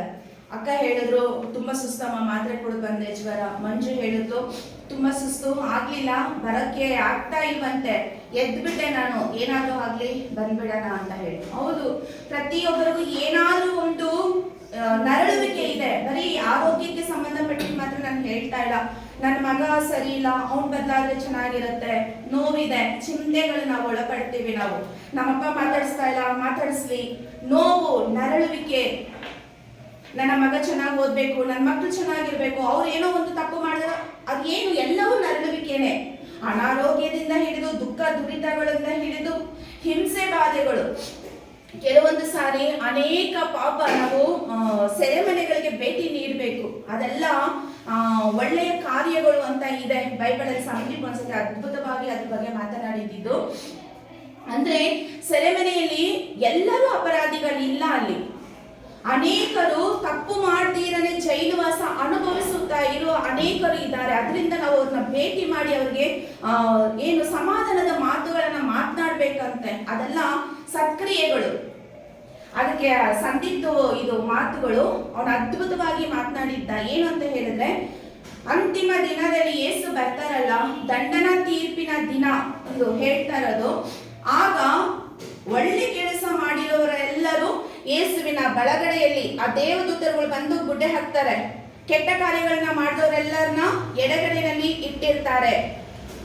ಈಗ ಇಲ್ಲಿ ಯೇಸು ನೀನ್ ಯಾರೋ ನನಗೆ ಗೊತ್ತೇ ಇಲ್ಲ ಅಂತ ನಿರಾಕರಿಸ್ತಾರೆ. ಅಲ್ಲಿರೋರು ಕೇಳ್ತಾರೆ, ಏಸಪ್ಪ ನಾನು ನಿಮ್ಗೋಸ್ಕರ ಪ್ರಬೋಧನೆ ಮಾಡಿದ್ನಲ್ಲ, ಈಗ ನಾನು ಮಾಡ್ತಾ ಇದ್ದೀನಿ, ಸಂದೀಪ್ ಪ್ರಬೋಧನೆ ಮಾಡಿದ್ನಲ್ಲ, ನಿಮ್ಗೋಸ್ಕರ ಇಂಥ ಒಳ್ಳೆ ಕೆಲಸ ಮಾಡಿದ್ನಲ್ಲ, ನಿನ್ಗೋಸ್ಕರ ನಾನು ಅಲ್ಲಿ ಇಲ್ಲಿ ಎಲ್ಲ ಓಡಾಡ್ಕೊಂಡು ಏನೇನೋ ಕೆಲಸ ಕಾರ್ಯಗಳನ್ನೆಲ್ಲ ಮಾಡಿದ್ನಲ್ಲ, ನೀನ್ ಯಾಕೆ ನನಗೆ ಗೊತ್ತಿಲ್ಲ ಅಂತ ಕೇಳ್ತೀಯ? ಹೌದು, ನೀನ್ ನನಗೆ ಗೊತ್ತಿಲ್ಲ. ಯಾಕಂದ್ರೆ ಸತ್ಕಾರ್ಯಗಳಿಲ್ಲದೆ ಇದ್ದರೆ ನಿನ್ನ ವಿಶ್ವಾಸ ಸತ್ತ ವಿಶ್ವಾಸ. ಸತ್ಕಾರ್ಯಗಳು ಅಂತ ಹೇಳಿದ್ರೆ, ಯಾರೋ ಒಬ್ರು ಊಟ ಇಲ್ದಿರ ಇದ್ದಾರೆ, ಊಟ ಮಾಡ್ಕೋಪ ಅಂತ ಹೇಳ್ಬಿಟ್ಟು ಅಲೆಲಿ ಅಂತಂದ್ರೆ ಅದು ಸತ್ಕಾರ್ಯ ಆಗೋದಿಲ್ಲ. ಅವನಿಗೆ ನನ್ನ ಕೈಯಿಂದ ಊಟವನ್ನ ಕೊಡಬೇಕು, ಅದು ಸತ್ಕಾರ್ಯ. ದಾಹದಿಂದ ಬಂದವನಿಗೆ ಒಂದು ಲೋಟ ನೀರು ಕೊಟ್ಟರು, ನನ್ನ ಹೆಸರಿನಲ್ಲಿ ನೀರನ್ನು ಕೊಟ್ಟರು ನಿನಗೆ ಪ್ರತಿಫಲ ಸಿಗುತ್ತೆ ಅಂತ ಯೇಸು ಪ್ರಭು ಹೇಳಿದ್ದಾರೆ. ಸೆರೆಮನೆಯಲ್ಲಿರೋರ್ನ ನಾವು ಭೇಟಿ ಮಾಡಿ ಅವರಿಗೆ ಸಮಾಧಾನವನ್ನ ನುಡಿಬೇಕಂತೆ, ಅದು ಸತ್ಕ್ರಿಯೆ. ಆಸ್ಪತ್ರೆಗಳಲ್ಲಿ ನರಳುತ್ತಿರುವ ವ್ಯಕ್ತಿಗಳು, ಎಷ್ಟೋ ಅನಾಥರು ಇರ್ಬೋದು, ಎಲ್ಲ ಬಂಧು ಬಳಗದವರು ಇದ್ರೂ ಕೂಡ ಹೋಗಿ ಒಂದು ಪ್ರಾರ್ಥನೆ, ಅವರ ಎದುರಿಗೆ ಹೋಗಿ ಒಂದು ಪ್ರಾರ್ಥನೆ ಮಾಡಿ ಬಂದ್ರೆ ಅವ್ರಿಗೆ ಎಷ್ಟೋ ಸಮಾಧಾನ ಸಿಕ್ಕುತ್ತೆ, ಧೈರ್ಯ ಸಿಕ್ಕುತ್ತೆ. ಎಷ್ಟೋ ಮಂದಿ ಅವರು ಆರೋಗ್ಯಕ್ಕೆ ಬರ್ತಾರೆ. ಅವರು ಈ ಎಲ್ಲ ಸತ್ಕಾರ್ಯಗಳು, ಇಂತಹ ಸತ್ಕಾರ್ಯಗಳು ಇಳಿದಿದ್ರೆ ಖಂಡಿತವಾಗಿ ನಮಗೆ ನರಕಾಗ್ನಿ ಅಂತ ವಾಕ್ಯ ನುಡಿತಾ ಇದೆ. ನಾವು ನಾನು ಪ್ರಾರ್ಥನೆ ಮಾಡ್ತಾ ಇದ್ದೀನಿ, ನಾನು ಶುದ್ಧವಾಗಿದ್ದೀನಿ, ನಾನು ಪ್ರಬೋಧನೆ ಮಾಡ್ತಾ ಇದ್ದೀನಲ್ಲ, ಇದಕ್ಕಿನ್ನ ಇನ್ನೇನ್ ಬೇಕು? ಇದು ಸಾಲದು. ಯೇಸು ಪ್ರಭು ಹೇಳ್ತಾ ಇರೋದು ಅದನ್ನೇ. ಸತ್ಕ್ರಿಯೆ ಒಳ್ಳೆಯ ಕೆಲಸಗಳು ಮಾಡಲಿಲ್ಲ ಅಂತ ಹೇಳಿದ್ರೆ ಖಂಡಿತವಾಗಿಯೂ ಅಲ್ಲಿ ಭಾಗ ಮಾಡಿರೋದು ಇದೇ ಉದ್ದೇಶಕ್ಕೆ. ನೀ ನನಗೋಸ್ಕರ ಒಂದು ಲೋಟ ನೀರು ಕೊಟ್ಟೆ, ನಡಿ ನೀನು ಸ್ವರ್ಗಕ್ಕೆ ಅಂತ ದೇವರು ನುಡಿತಾರಂತೆ. Praise the Lord. ಸೊ ನಾವು ಇಲ್ಲಿ ಈ ಗುಡಾರದಲ್ಲಿ ಇರುವವರೆಗೆ ನರಳ್ತೇವೆ. ಪ್ರತಿಯೊಬ್ಬರು ಚಿತ್ರಹಿಂಸೆಗೆ ಒಳಪಟ್ಟೇ ಪಡ್ತಾರೆ. ಆ ಒಳಪಟ್ಟ ನಂತರ ಖಂಡಿತವಾಗಿಯೂ ಆದ್ರೆ ಯೇಸುವನ್ನ ಯಾರು ಸಂಪೂರ್ಣವಾಗಿ ಅರ್ಥ ಮಾಡ್ಕೊಂಡಿರ್ತಾರಲ್ಲ, ಯೇಸುವನ್ನ ಧರಿಸ್ಕೊಂಡಿರ್ತಾರಲ್ಲ, ಅವರು ವಿಶ್ವಾಸಿಗಳು ನುಡಿಯುವಂತಹ ಮಾತು, ಸ್ವರ್ಗೀಯ ನಿವಾಸವನ್ನ, ಆ ಸ್ವರ್ಗ ಲೋಕದ ಆ ಮನೆಯನ್ನ ನಮ್ಮ ದೇಹದ ಮೇಲೆ ಎಂದಿಗೆ ನಾವು ಧರಿಸಿಕೊಳ್ಳುತ್ತೇವೋ ಎಂದು ಹಾತೊರೆಯುತ್ತೇವೆ. ಆಯ್ತು, ಇದೆಲ್ಲ ಇದೆ, ಈ ನರಳುವಿಕೆ ಎಲ್ಲ ಇದೆ, ಇದ್ರೆ ಇಟ್ಕೊಳ್ಳಿ ಬಿಡು, ನಂಗೆ ಪರವಾಗಿಲ್ಲ. ಸ್ವರ್ಗದಲ್ಲಿ ಇರುವಂತ ಆ ಮನೆ ನಾನು ಯಾವಾಗ ಧರಿಸ್ಕೊಳ್ತೀನಿ, ಆ ಒಂದು ಆನಂದವನ್ನ ನಾನು ಯಾವಾಗ ಅನುಭವಿಸ್ತೀನಿ. ಅಲ್ಲಿ ನಮ್ಗೆ ಸ್ವರ್ಗೀಯ ಭೋಜನ ಇದೆಯಂತೆ. ನಿನ್ನೆ ವಾಕ್ಯಗಳನ್ನ ಮಾತನಾಡಬೇಕಾದ್ರೆ ಬಂದಿದ್ದು, ಯಾರ್ಯಾರು ಈಗ ಒಂದು ವಾಕ್ಯ ಬರುತ್ತೆ ಮತ್ತಾಯದಲ್ಲಿ, ಹೊಲದಲ್ಲಿ ದುಡಿಯುತ್ತಿರುವ 2 ಮಹಿಳೆಯರಲ್ಲಿ ಒಬ್ಬಳನ್ನ ಕೊಂಡೊಯ್ಯಲಾಗುತ್ತದೆ, ಇನ್ನೊಬ್ಬಳನ್ನ ಇಲ್ಲಿಯೇ ಬಿಡಲಾಗುತ್ತದೆ. ಬೀಸ್ತಾ ಇರುವಂತಹ ಮಹಿಳೆಯರಲ್ಲಿ ಒಬ್ಬಳು ಇಲ್ಲೇ ಇರ್ತಾಳೆ, ಇನ್ನೊಬ್ಬಳನ್ನ ಹೊತ್ಕೊಂಡು ಹೋಗಲಾಗುತ್ತೆ ಅಂತ ಹೇಳಿ. ಅಂದ್ರೆ ಯಾರು ಯೇಸುವಿನಲ್ಲಿ ವಿಶ್ವಾಸ ಬಿಟ್ಟಿರ್ತಾರೋ ಅವ್ರನ್ನ ದೇವರು ಮೇಲಕ್ಕೆ ಎತ್ಕೊಂಡು ಹೋಗಿರ್ತಾರೆ. 7 ವರ್ಷ ಅಲ್ಲಿ ಇರ್ಬೇಕಾಗುತ್ತೆ ಪರಲೋಕದಲ್ಲಿ. ಆ ಪರಲೋಕ ರಾಜ್ಯದಲ್ಲಿ ಇರ್ಬೇಕಾದ್ರೆ ಸ್ವರ್ಗೀಯ ಭೋಜನ ಇರತ್ತಂತೆ. ಭೋಜನ ಯೇಸು ಸ್ವಾಮಿ ಬಡಿಸ್ತಾರಂತೆ. ಅದು ನಮ್ಗೆ ಗೊತ್ತಿಲ್ಲ ರಹಸ್ಯಗಳು ಅದೆಲ್ಲ, ಬಟ್ ಸುಮ್ಮನೆ ಒಂದು ಕಲ್ಪನೆ ಮಾಡ್ಕೊಳ್ಳೋಣ, ಅದು ಹೇಗಿರ್ಬೋದು ಅಂತ ಯೋಚನೆ ಮಾಡೋಣ. ಆ ರೀತಿ ಇಲ್ಲಿ ಪೌಲರು ಮಾತ್ರ ಅಲ್ಲ, ಪ್ರೇಷಿತರಿದ್ದಾರಲ್ಲ 12 ಜನ ಯೇಸುವಿನ ಶಿಷ್ಯರಲ್ಲಿ, ಪೇತ್ರ, ಇವರೆಲ್ಲರೂ ಬರ್ತಾರಲ್ಲ, ಇವರೆಲ್ಲ ಈ ಹಿಂಸೆಗಳಿಗೆ ಒಳಪಡ್ತಾ ಇದ್ರು ಕೂಡ ಅವ್ರು ಸಂತೋಷವಾಗಿ ಅದನ್ನ ಸ್ವೀಕರಿಸ್ಕೊಳ್ತಾ ಇದ್ರು. ಯಾಕಂದ್ರೆ ನನಗೆ ಸ್ವರ್ಗದಲ್ಲಿ ನಿವಾಸ ಇದೆ, ನಾನು ಯೇಸುಗೋಸ್ಕರ ದುಡಿತಾ ಇದ್ದೀನಿ. ಕೊರಡೆಗಳಿಂದ ಒಡೆದು ಕಳಿಸ್ತಾ ಇದ್ರಂತೆ, ಯೇಸುನ ಸಾರ್ಬೇಡ ನೀನು, ಯೇಸುನ ನೀನೇನಾದ್ರು ಪ್ರಬೋಧನೆ ಮಾಡಿದ್ರೆ ಅಷ್ಟೇ ಮರಣದಂಡನೆಗೆ ವಿಧಿಸ್ಬೇಕಂತ 39 ಚಡಿಯೇಟಗಳನ್ನ ಒಡೆದು ಕಳಿಸಿದಾಗ ಅವ್ರು ಖುಷಿಯಿಂದ ಕುಂದಾಡ್ಕೊಂಡು ನಾನು ಯೇಸುಗೋಸ್ಕರ ವಧೆ ತಿಂದೆ ಅನ್ಕೊಂಡು ಡ್ಯಾನ್ಸ್ ಮಾಡ್ಕೊಂಡು ಈಚೆ ಬರೋದಂತೆ. ಅದಾಗುತ್ತೆ. ಯಾರೇನೇ ಮಾಡಿದ್ರು ನಾನು ಯೇಸುಗೋಸ್ಕರ ನಾನು ಜೀವಿಸ್ತೀನಿ, ಆ ವಿಶ್ವಾಸ ನನ್ನಲ್ಲಿ ಬಂದ್ಬಿಡ್ತು ಅಂದ್ರೆ, ಆ ಪವಿತ್ರಾತ್ಮರ ಅಭಿಷೇಕ ನನ್ನಲ್ಲಿ ಬಂದ್ಬಿಡ್ತು ಅಂತ ಹೇಳಿದ್ರೆ, ಏನೋ ಮಾತಾಡ್ಕೋ, ನನ್ಗೆ ಯೇಸು ಬೇಕು ಅಷ್ಟೇನೆ. ಯಾಕಂದ್ರೆ ನನಗೆ ಸ್ವರ್ಗದಲ್ಲಿ ನಿವಾಸ ಇದೆ, ಕೊಟ್ಟಿದ್ದಾರೆ ನನ್ನಪ್ಪ. ಅವರೇ ತಂದೆ ತಾಯಿ ಪ್ರತಿಯೊಂದು ಯೇಸು ಪ್ರಭು ಆಗಿರ್ತಾರೆ. Price the lord. ಇಲ್ಲಿ ಆ ರೀತಿ ನಾವು ಹಾತೊರೆಯುತ್ತೇವೆ. ಖಂಡಿತವಾಗಿಯೂ ಇದು ಆಗತ್ತೆ, ಇದು ಆಗ್ಲಿ ಅಂತ ನಾವೆಲ್ಲರೂ ಆಶಿಸೋಣ. Amen, hallelujah, praise the Lord. Next ವಾಕ್ಯ ಸಂದೀಪ್. ಅದನ್ನು ಧರಿಸಿಕೊಂಡಾಗ ನಾವು ಬೆತ್ತಲೆಯಾಗಿ ಇರಲಾರೆವು. Price the lord. ಈ ದೇವದತ್ತವಾದ ಸ್ವರ್ಗೀಯ ನಿವಾಸವನ್ನ ನಾವು ಧರಿಸಿಕೊಂಡಾಗ ಬೆತ್ತಲೆಯಾಗಿ ಇರುವುದಿಲ್ಲ. ಇದಕ್ಕೆ ಉತ್ತಮ ಉದಾಹರಣೆ ಯೇಸು ತಾಬೋರ್ ಬೆಟ್ಟದ ಮೇಲೆ ರೂಪಾಂತರಗೊಂಡರು. ಇದನ್ನ ಅವರ ಶಿಷ್ಯರು ಕೂಡ ನೋಡಿದ್ರು. ಇವತ್ತು ಬೆಳಗ್ಗೆ ಕೂಡ ಫಾದರ್ ಪ್ರಸಂಗದಲ್ಲಿ ಹೇಳಿದ್ರು, ಕೇಳಿಸ್ಕೊಂಡಿರ್ಬೇಕು. ಯೇಸು ರೂಪಾಂತರಗೊಂಡರು. ನಾನೀಗ ಹೇಳಿದ್ನಲ್ಲ, ಒಬ್ಬ ಮಹಿಳೆಯನ್ನ ಇಲ್ಲಿ ಒಳದಿಂದ ತೆಗೆದುಕೊಂಡು ಹೋಗಲಾಗುತ್ತದೆ ಅಂತ ಹೇಳಿ. ಈ ಮಹಿಳೆಯನ್ನ ಇಲ್ಲಿಂದ ತೆಗೆದುಕೊಂಡು ಹೋಗುವಾಗ ಅವಳು ಈ ಒಂದು ಭೂಲೋಕದ ದೇಹದಲ್ಲಿ ಇರೋದಿಲ್ಲ. ಆ ತಕ್ಷಣ ಅವಳ ದೇಹ ಮಾರ್ಪಾಡಾಗತ್ತೆ, ರೂಪಾಂತರಗೊಳ್ಳುತ್ತೆ, ದೈವದತ್ತವಾದ ದೇಹವಾಗತ್ತೆ. ಆಗ ಅದು ಬೆತ್ತಲೆಯಾಗಿ ಇರೋದಿಲ್ಲ. ಇದನ್ನ ಹೇಳ್ತಾ ಇದ್ದಾರೆ. ಇದನ್ನ ಸಾಕ್ಷಿಯಾಗಿ ಯೇಸು ತಾಬೋರ್ ಬೆಟ್ಟದ ಮೇಲೆ ರೂಪಾಂತರಗೊಂಡು ತೋರಿಸಿದ್ದಾರೆ. ಅವರ ಫುಲ್ಲು ಮೈಯೆಲ್ಲ ಬಿಳುಪಾಗಿ ಪ್ರಕಾಶಮಾನವಾಗಿ ಆಗತ್ತೆ.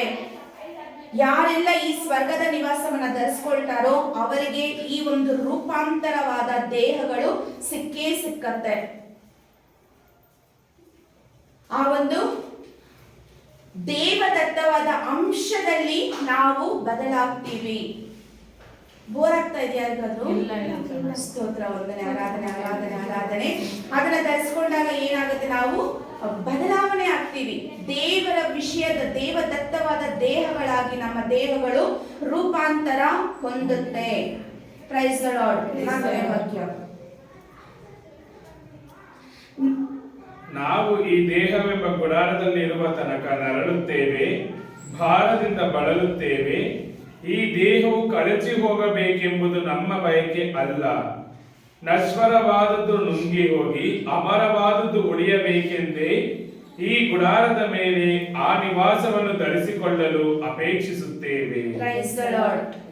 ನಾವು ಈ ದೇಹವೆಂಬ ಗುಡಾರದಲ್ಲಿ ಇರುವ ತನಕ ನರಳುತ್ತೇವೆ. ಈಗ ನಾವು ನೋಡಿದ್ವಿ, ಆ ವಾಕ್ಯಗಳನ್ನ ನಾವು ಅರ್ಥ ಮಾಡ್ಕೊಂಡ್ವಿ. ಇಲ್ಲಿರೋವರೆಗೂ ನಮಗೆ ಅಂದ್ರೆ ಒಂದೇನಂತ ಹೇಳಿದ್ರೆ, ಈ ನಮ್ಮ ಮನುಷ್ಯ ಅನ್ನುವಂತಹ ಈ ದೇಹದಲ್ಲಿ ನರಳುವಿಕೆ ಅನ್ನೋದು ಖಂಡಿತವಾಗಿಯೂ ಸರ್ವಸಾಮಾನ್ಯವಾಗಿ ಎಲ್ಲರಿಗೂ ಇರುತ್ತೆ.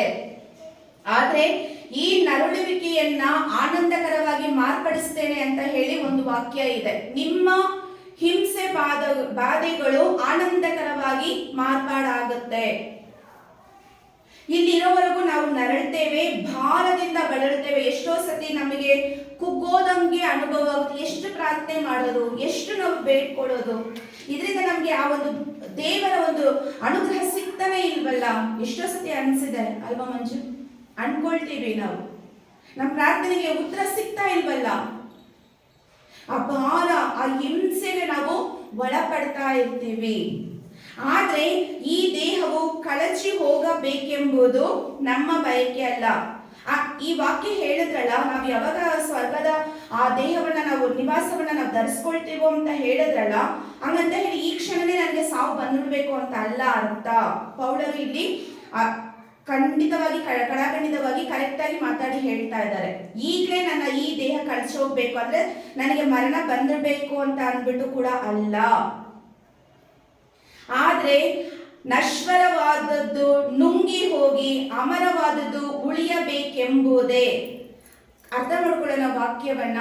ನಾವು ಈ ದೇಹದಲ್ಲಿ ಇದ್ದಾಗಲೇ ಸ್ವರ್ಗದ ಆ ದೇಹದ ಬಗ್ಗೆ ನಮಗೆ ಅರಿವು ಬಂದಾಗ ಮಾತ್ರ ನಾವು ಶುದ್ಧವಾಗಿ ಜೀವಿಸಿ ಅದನ್ನ ನಾವು ಪಡೆದುಕೊಳ್ಳೋದಕ್ಕೆ ಸಾಧ್ಯ. ಹಾಗಂದ ಮಾತ್ರಕ್ಕೆ ಈಗಲೇ ಸಾಯಿರಿ ಸತ್ತೋಗ್ಬೇಕು ಅನ್ನೋದು ಅಲ್ಲ. ದೇವರು ಎಷ್ಟು ನಮಗೆ ಆಯಸ್ ಕೊಟ್ಟಿದ್ದಾರೋ ಅಲ್ಲಿವರೆಗೂ ನಾವು ಇಲ್ಲಿ ಇರಬೇಕು. ಪರಿಶುದ್ಧವಾಗಿ ನಾವು ಅದನ್ನ ಜೀವಿಸಿ ಆ ಸ್ವರ್ಗದ ದೇಹಗಳನ್ನ ಧರಿಸಿಕೊಳ್ಳಲು ನಾವು ಸದಾ ಸಿದ್ಧರಾಗಿರ್ಬೇಕು. ಏಕೆಂದ್ರೆ ಯೇಸು ಯಾವಾಗ ಬರ್ತಾರೆ ಅಂತ ಗೊತ್ತಿಲ್ಲ. ಯೇಸು ಒಂದು ನುಡಿದಿದ್ದಾರೆ ಒಂದು ವಾಕ್ಯದಲ್ಲಿ, ನಾನು ಯಾವಾಗ ಬರ್ತೀನಂತ ನನಗೇ ಗೊತ್ತಿಲ್ಲ, ಪಿತನ ಹೊರತು ಬೇರೆ ಯಾರಿಗೂ ಗೊತ್ತಿಲ್ಲ. ಪಿತ ಆಜ್ಞೆ ಕೊಡ್ಬೇಕು, ಯೇಸು ನೀನು ಹೋಗು ಅಂತ ಆ ಕ್ಷಣ ಯೇಸು ಭೂಮಿ ಮೇಲೆ ಇರ್ತಾರೆ. ಆಕಾಶದಲ್ಲಿ ಇಳಿದು ಬರ್ತಾರೆ, ಮೇಘಾರೂಢರಾಗಿ ಇಳಿದು ಬರ್ತಾರೆ.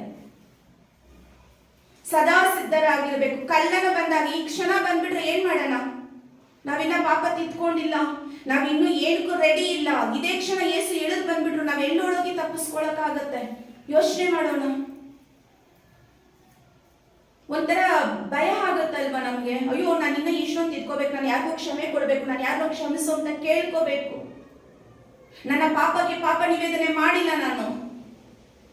ನಾನು ಈ ತಪ್ಪನ್ನ ಬಿಟ್ಟಿಲ್ಲ. ನಾನು ಸದಾ ಸಿದ್ಧರಾಗಿರ್ಬೇಕು ಅನ್ನೋ ಕಾರಣಕ್ಕೋಸ್ಕರ ಇಲ್ಲಿ ಪೌಳ ಮಾತಾಡ್ತಾ ಇದ್ದಾರೆ. ಈ ದೇಹ ಕಳಚಿ ಹೋಗಬೇಕೆಂಬುದು ನಮ್ಮ ಬಯಕೆ ಅಲ್ಲ, ಆದ್ರೆ ನಶ್ವರವಾದದ್ದು ಅಂದ್ರೆ ನಾಶವಾಗುವಂತದ್ದು ನುಂಗಿ ಹೋಗಿ ಈ ಅಮರತ್ವವನ್ನ, ಈ ನಾಶವು ನುಂಗ್ಬಿಡ್ಬಾರ್ದು ಅಲ್ವಾ? ಅಮರತ್ವವನ್ನ ನಾವು ಪಡೆದುಕೊಳ್ಬೇಕು ಅನ್ನೋದೇ ಈ ಗುಡಾರದ ಮೇಲೆ ಆ ನಿವಾಸವನ್ನ ಧರಿಸಿಕೊಳ್ಳಬೇಕೆಂದು ನಾವು ಅಪೇಕ್ಷೆ ಪಡ್ತೇವೆ. ಈಗ ಇದು ಒಂದು ಒಳ್ಳೆಯದು, ಇದು ಕೆಟ್ಟದು. ಈ ಒಳ್ಳೆಯದು ನಾಶವನ್ನ ಆವರಿಸ್ಕೊಳ್ಬೇಕೆ ಹೊರತು ಈ ಕೆಟ್ಟದು ಅಮರತ್ವವನ್ನ ನಾಶ ಮಾಡಿಸಬಾರ್ದಲ್ವಾ? ಯೋಚನೆ ಮಾಡ್ಬೇಕಲ್ವಾ? ನಾವು ಸಂತೋಷವಾಗಿರೋಣ, ಖುಷಿಯಾಗಿರೋಣ, ನಮ್ಮ ಕುಟುಂಬಗಳ ಜೊತೆ ನಾವು ಆನಂದವಾಗಿ ಇರಬೇಕು. ಹಂಗಂತ ಹೇಳಿ ಎಲ್ಲ ಬಿಟ್ಟು ಹೀಗೆ ಮೌನ ಕುತ್ಕೋ ಅಂತ ಹೇಳ್ತಾ ಇಲ್ಲ. ನೀನ್ ಮಾಡುವ ಒಂದೊಂದು ಕೆಲಸವನ್ನ ಯೇಸು ಪ್ರಭುವಿಗೆ ಸಮರ್ಪಣೆ ಮಾಡಿಬಿಟ್ಟು ಮಾಡು. ಅದರಲ್ಲಿ ಖುಷಿ ಪಡು. ಮಕ್ಕಳೊಂದಿಗೆ ಸಂತೋಷವಾಗಿ, ಮಕ್ಕಳಿಗೆ ನಾವು ತಿದ್ದಿ ಬುದ್ಧಿ ಹೇಳ್ಬೇಕು. ಒಬ್ಬರಿಗೊಬ್ಬರು ಅನ್ಯೋನ್ಯವಾಗಿ ನಾವು ಜೀವಿಸಬೇಕು. ಮೊನ್ನೆ ಒಂದು ವಾಕ್ಯ ಮಾತಾಡ್ತಾ ಇದ್ವಿ. ಪಿತನೊಂದಿಗೆ ಯೇಸು ಪ್ರಭು ಸತ್ಸಂಬಂಧದಲ್ಲಿ ಇದ್ದಾರೆ. ಪಿತನೊಂದಿಗೂ ಸುತನೊಂದಿಗೂ ಅಂದ್ರೆ ಯೇಸು ಪ್ರಭುವಿನೊಂದಿಗೂ ಅದೇ ಸತ್ಸಂಬಂಧದಲ್ಲಿ ನಾವು ಇರಬೇಕು ಅಂತ ಹೇಳಿ ಈ ಮಾತುಗಳನ್ನ ಹೇಳ್ತಾ ಇದೀವಿ ಅಂತ ಪೌಲರು ಹೇಳ್ತಾರೆ. Price the lord. ಅಂದ್ರೆ ನಮ್ಗೆ ಪಿತ ಹೆಂಗೆ ಡೈರೆಕ್ಟ್ ಆಗಿ ಸಿಗ್ತಾರ? ನಮ್ಗೆ ಪಿತನು ಯಾವ ರೀತಿ ಅಂತ ಹೇಳ್ತೀರಾ ನೀವು? ನಿಮ್ನ ಕೇಳಿದ ಕ್ವಶನ್. ಯೇಸು ಹೇಳಿದಾರೆ ಇನ್ನೊಂದು ಕಡೆ, ಆ ಶಿಷ್ಯ ಕೇಳ್ತಾರೆ ನಮ್ಗೆ ಪಿತನನ್ನ ತೋರಿಸ್ಕೊಡಿ ಅಂತ ಕೇಳ್ತಾರೆ. ಆಗ ನೀನು ನನ್ನನ್ನು ಅರ್ಥ ಮಾಡ್ಕೊಂಡಿದ್ರೆ ಈ ಮಾತನ್ನ ನನ್ನ ಕೇಳ್ತಾ ಇರ್ಲಿಲ್ಲ ನೀನು. ಯಾಕಂದ್ರೆ ನನ್ನನ್ನ ನೋಡಿದವರು ಪಿತನನ್ನೇ ನೋಡ್ದಂಗೆ. ಅದ್ಭುತವಾಗಿ ತ್ರಯೇಕ ದೇವರ ದಿನ. ಯೇಸು ಇರುವೆಡೆ ಪಿತ ಇದ್ದಾರೆ, ಪಿತ ಇರುವೆಡೆ ಪವಿತ್ರಾತ್ಮ ಇದ್ದಾರೆ. ಪಿತಾ ಸುತ ಇರುವೆಡೆ ಅವರಲ್ಲಿ ಸತ್ಸಂಬಂಧವನ್ನ ನಾವು ಒಳಗೊಂಡಿದ್ರೆ ನಾವು ಯೇಸುವಿನಲ್ಲಿ ನೆಲೆಗೊಂಡಿರ್ತೇವೆ. Price the lord. ಆ ಸತ್ಸಂಬಂಧ ನಮಗೆ ಬೇಕು. ಸತ್ಸಂಬಂಧ, ಒಳ್ಳೆಯ ಸಂಬಂಧ ಯೇಸು ಪ್ರಭುವಿನಲ್ಲಿ ನಾವು ಇಡ್ಲೇಬೇಕು. ಯೇಸು ಏನು ಕೇಳ್ತಾ ಇಲ್ಲ, ಆನಂದವಾಗಿರು, ಸಂತೋಷವಾಗಿರು, ಪಾಪ ಮಾತ್ರ ಮಾಡಬೇಡ, ನೀನೆಲ್ಲ ಕೊಡ್ತೀನಿ. ಹೌದು, ಸಮೃದ್ಧಿಯ ಜೀವನ ಇದೆ. ವೈಲೆಟ್ ಸಿಸ್ಟರ್ನ ನೋಡ್ಬೋದು. ಅವರು ನಾನು ಚೆನ್ನಾಗಿರ್ತೀನಿ, ನನಗೆ ರೇಷ್ಮೆ ಸೀರೆಗಳು ಬೇಕ್ರಿ, ಒಡವೆಗಳು ಬೇಕ್ರಿ, ನಾನು ದೇವ್ರನ್ನ ಪ್ರಬೋಧನೆ ಮಾಡ್ತೀನಿ, ನಾನು ಸಮೃದ್ಧಿ ಜೀವನ ಮಾಡಿ. ಹೌದು, ಆಸೆ ಪಡಿ, ತಪ್ಪಲ್ಲ. ಪಾಪವನ್ನ ಬಿಟ್ಬಿಡಿ. ಪಾಪವಿಲ್ಲದೆ ಆಸೆ ಪಡೋಣ. ಇನ್ನೊಬ್ರದ್ದು ಕಿತ್ಕೊಂಡು ತಿನ್ನೋಂಥದ್ದು ಅವಶ್ಯಕತೆ ಇಲ್ಲ. ಇನ್ನೊಬ್ಬರನ್ನ ಮೋಸಗೊಳಿಸಿ ವಂಚನೆಗೊಳಿಸಿ ತಿನ್ನುವಂತ ಅವಶ್ಯಕತೆ ಇಲ್ಲ. ದೇವರು ನಮ್ಗೆ ಸಮೃದ್ಧಿಯ ಕೊಡ್ತಾರೆ. ಯಾಕಂದ್ರೆ ದೇವರ ಮಕ್ಕಳ್ರಿ ನಾವೆಲ್ಲ. ದೇವರು ಸ್ವರ್ಗದ ಅರಸ, ಅವರ ಮಕ್ಕಳು ನಾವು. ಯಾರು ಹಾಗಾದ್ರೆ? ರಾಜಪುತ್ರರು, ರಾಜಪುತ್ರಿಯರು ನಾವೆಲ್ಲ. ಅವ್ರಿಗಿಲ್ದಿರೋ ನಮಗಿಲ್ದಿರೋ ಶ್ರೀಮಂತಿಗೆ ಅವ್ರಿಗಿದೆಯಾ? ಸಮೃದ್ಧಿಯಾಗಿ ನಾವು ಜೀವನ ಮಾಡ್ಬೋದು. ಆದ್ರೆ ನಾವು ಮಾಡಿರುವ ಒಂದೊಂದು ಕ್ರಿಯೆಗಳಿಗೂ ನಾವು ಆಗತ್ತೆ. ತಪ್ಪು ಮಾಡಿದ್ರೆ ಹೌದು, ಈಗ ನಾನೇನೋ ಗೊತ್ತಿಲ್ಲದೆ ಕಟ್ ಮಾಡಿ ಕೈ ಗಾಯ ಆಯ್ತು, ನೋವಿರುತ್ತೆಲ್ಲ. ಗೊತ್ತಿದ್ದು ಮಾಡ್ದೋ ಗೊತ್ತಿಲ್ದಿರ ಮಾಡ್ದೋ ಇಲ್ಲ, ಕಟ್ಟಾಯ್ತು, ನೋವು ಯಾರು ಅನುಭವಿಸ್ಲೇಬೇಕಲ್ವಾ? ಈ ನೋವು ಹೋಗ್ಬಿಡೋದ್ರೆ ಹೋಗುತ್ತಾ? ನೀನ್ ಇಂಜೆಕ್ಷನ್ ತಗೋ, ಮಾತ್ರೆ ತಗೋ, ಅದು ಬರೀ ಒಂದ್ ಸ್ವಲ್ಪ ಹೊತ್ತಿರುತ್ತೆ, ಮತ್ತೆ ನಾನು ಅದನ್ನ ಅನುಭವಿಸ್ಲೇಬೇಕಾಗತ್ತೆ. ಇಷ್ಟೇ. ನಾವು ಮಾಡಿದ ತಪ್ಪುಗಳಿಗೆ ನಾವು ಪಾಪ ನಿವೇದನೆ ಮಾಡಿ ಅಥವಾ ಮನಪೂರ್ವಕವಾಗಿ ಪಶ್ಚಾತ್ತಾಪ ಪಟ್ಟು ದೇವರ ವಿಷಯದಲ್ಲಿ ನಾವು ಮಗ್ನರಾಗಿರೋಣ. ಈ ನೋವುಗಳಿದ್ರೆ ಇರ್ಲಿ, ಅದ್ರ ಕಡೆ ಗಮನ ಕೊಟ್ರೇನೆ ನೋವು ಜಾಸ್ತಿ ಆಗುತ್ತೆ ನಮಗೆ. ಯೇಸುವಿನಲ್ಲಿ ನಮ್ಮ ದೃಷ್ಟಿ ನೆಟ್ಟಿರ್ಲಿ. ಸತ್ಯವಾಗ್ಲೂ ಹೇಳ್ತೀನಿ, ನನ್ನ ಜೀವನದಲ್ಲಿ ನಾನು ನನ್ನೊಳಗೆ ಬದಲಾವಣೆಯನ್ನ ಕಂಡುಕೊಂಡಿದ್ದೀನಿ. ಆನಂದವಾಗಿ ಪರಿಣಾಮ ಆಗೇ ಆಗತ್ತೆ. ನೋವಿರುತ್ತೆ, ಅದ್ರ ಕಡೆನೇ ಗಮನ ಕೊಟ್ರೆ ಮಾತ್ರ ಅದು ನಮ್ಗೆ ಅನುಭವಕ್ಕೆ ಬರ್ತಾ ಇರತ್ತೆ. ಬಿಟ್ಬಿಡೋಣ, ಯೇಸು ಕಡೆ ನನ್ನ ದೃಷ್ಟಿ ಇರುತ್ತೆ, ಇಟ್ಕೊಳ್ಳಿ ಬಿಡಿ. Price the lord. ಆಮೇನ್ ಅಂತ ನಾವು ಒಳ್ಳೇದಕ್ಕೆಲ್ಲ ಆಮೇನ್ ಅಂತ ನುಡಿಯೋಣ ನಾವು. ಹಲ್ಲೆಲೂಯಾ ಹೇಳ್ದೆ ಇದ್ರೆ ಸೈತಾನ ಎಲ್ಲೆಲ್ಲೋ ಇಲ್ಲ, ನಮ್ಮೊಳಗಡೆ ಇದ್ದಾನೆ. ಹಲ್ಲೆಲೂಯಾ, ದೇವರಿಗೆ ಸ್ತುತಿ ಸಲ್ಲಲಿ.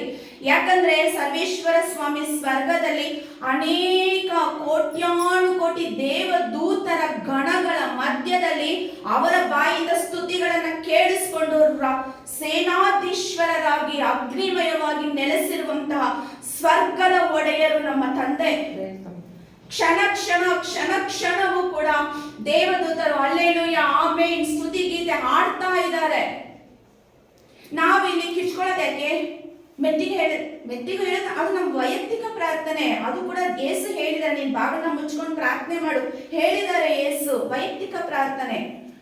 ಅದೇ ವಾಕ್ಯದಲ್ಲಿ ಇಲ್ಲಿ ಪೌಲರನ್ನ ಸೆರೆಮನೆಯಲ್ಲಿ ಹಾಕಿದ್ದಾಗ ಬಾರ್ನಬ ಮತ್ತು ಪೌಲರು ಸೆರೆಮನೆಯಲ್ಲಿ ಇದ್ದು ದೇವರನ್ನ ಸ್ತುತಿಯಲ್ಲಿ ಜೋರಾಗಿ ಕಿರ್ಚ್ಕೊಳ್ಬೇಕಾದ್ರೆ ಸೆರೆಮನೆಗಳು ಬಂಧನಗಳು ಬಿಡಿಸ್ಕೊಳ್ಳುತ್ತೆ, ಒಡೆದೋಗುತ್ತೆ, ಬಂಧನಗಳು ಕಳಚಿ ಬೀಳುತ್ತೆ.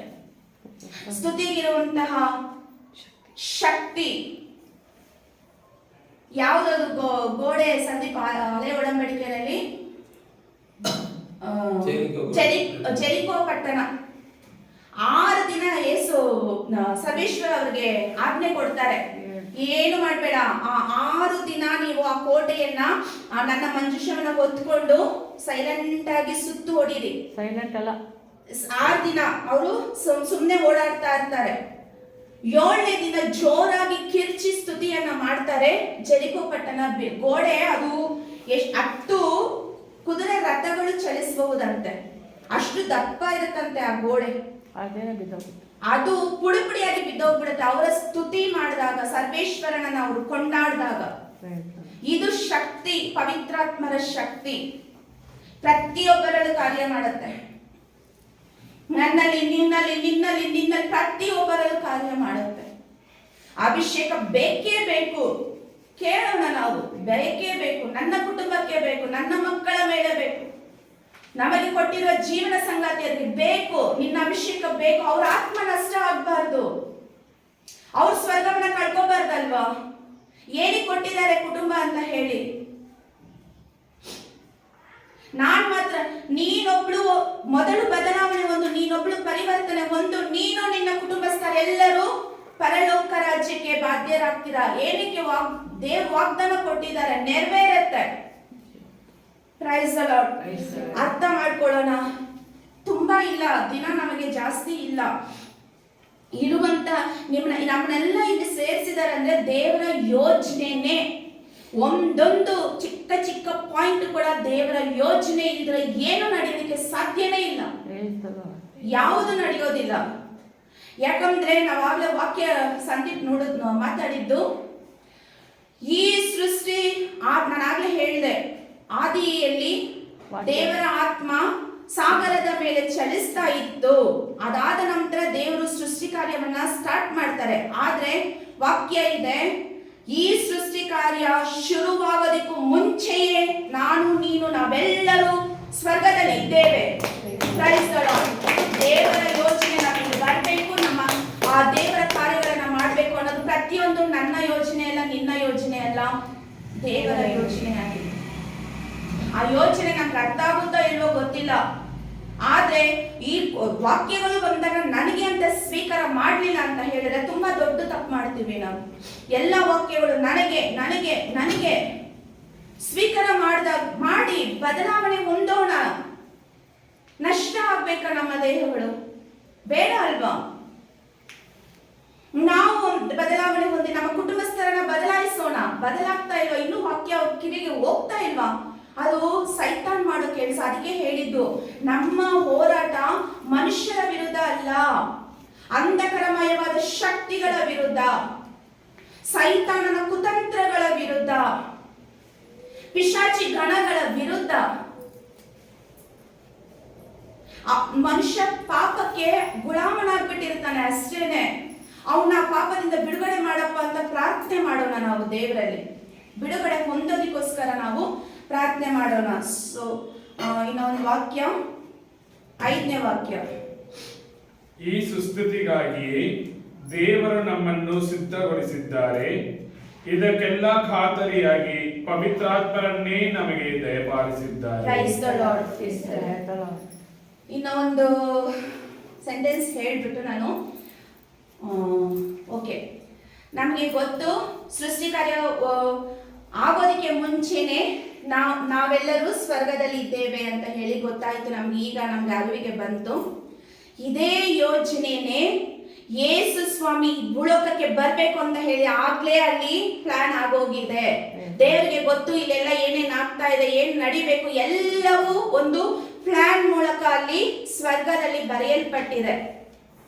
ಯೇಸು ಪವಿತ್ರಾತ್ಮರನ್ನ ಕಳಿಸುವಾಗ ಒಂದು ಮಾತು ಹೇಳ್ತಾ ಇದ್ದಾರೆ, ಪಿತನು ಬಂದಾಗ ಅವರಿಗೆ ಇಷ್ಟವಾದದನ್ನ ಅವ್ರು ಮಾಡೋದಿಲ್ಲ, ಸ್ವರ್ಗದಲ್ಲಿ ಏನ್ ಹೇಳಿದಾರೋ, ಏನ್ ಹೇಳಿ ಕಳಿಸಿದಾರೋ ಅದನ್ನ ಬಂದು ಇಲ್ಲಿ ಮಾತಾಡ್ತಾರೆ ಅಂತ ಇಲ್ಲಿ ಒಂದು ವಾಕ್ಯ ನಾವು ಈಗ ಕೇಳಿಸ್ಕೊಂಡ್ವಿ. ಅಂದ್ರೆ ಪ್ರತಿಯೊಂದು ಅಲ್ಲಿ ಯೋಜನೆ ಆಗಿದೆ.